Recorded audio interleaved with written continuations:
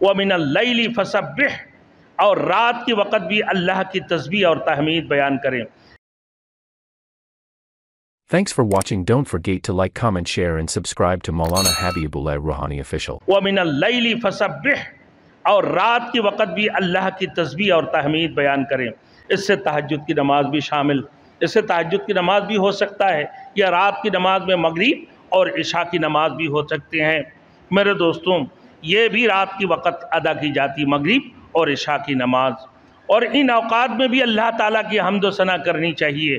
وَإِدْبَارَ النُّجُومِ، پھر فرمایا ستاروں کی پشت پھرنے کے، یعنی پشت پھیر کر چلے جانے کے بعد بھی اللہ کا ذکر کریں۔ بعض مفسرین اس سے نماز فجر مراد لیتے ہیں، بعض مفسرین کرام اس سے نماز فجر کی مراد لیتے ہیں، کیونکہ اس وقت ستاروں کی روشنی مان پڑ جاتی ہے۔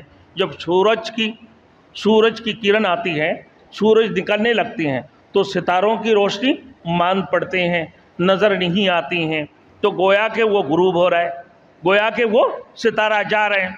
تو بعض نے اس سے فجر کی 2 سنتیں بھی مراد لی ہے، فجر کی 2 سنتیں بھی مراد لی ہے۔ حضور صلی اللہ علیہ وسلم کی حدیث ہے کہ رکعت الفجر خیر من الدنیا وما فیہا، فجر کی یہ 2 رکعتیں دنیا اور اس کی ہر چیز سے زیادہ بہتر ہیں۔ فجر کی یہ 2 رکعتیں دنیا اور اس کی ہر چیز سے، یہ 2 رکعتیں دنیا اور اس کی ہر چیز سے زیادہ بہتر ہے، لہذا ان کو خاص اہتمام کے ساتھ ادا کرنا چاہیے۔ فجر سے پہلے، فرض سے پہلے جو 2 رکعت سنت ہے۔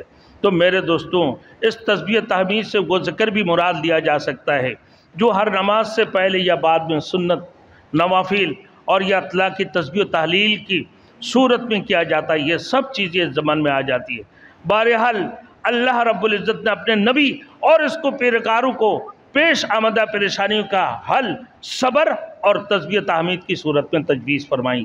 2 علاج فرمایا، ایک صبر ہے، دوسرا اللہ کی تسبیح اور اس کی تحمید کے بارے میں فرمایا کہ یہ 2 ہی علاج ہے آپ کے لیے۔ جب یہ اس قسم کی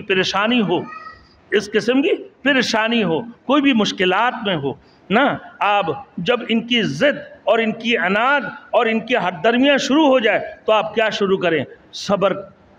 صبر اور تحمل کو اختیار کر لیں۔ اب صبر کرتے رہیں ہر قسم کی مصیبتوں میں، ہر قسم کی مشکلات میں نا، ہر قسم کی تکلیف میں، تو آپ صبر کرتے رہیں۔ دوسری علاج کیا بتایا؟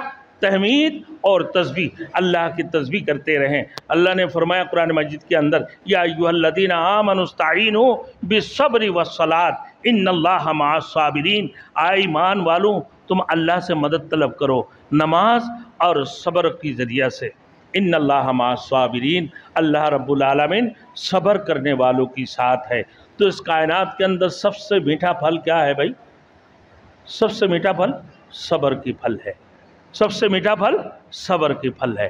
اس سے زیادہ اور کوئی زیادہ مٹھاس کسی پھلوں کے اندر نہیں ہے۔ جب تم صبر کرو گے تو اللہ کی نعمتیں تمہارے اوپر بھرپور آتے رہیں گے۔ تو صبر کے دامان کو ہمیشہ تھمے رکھو،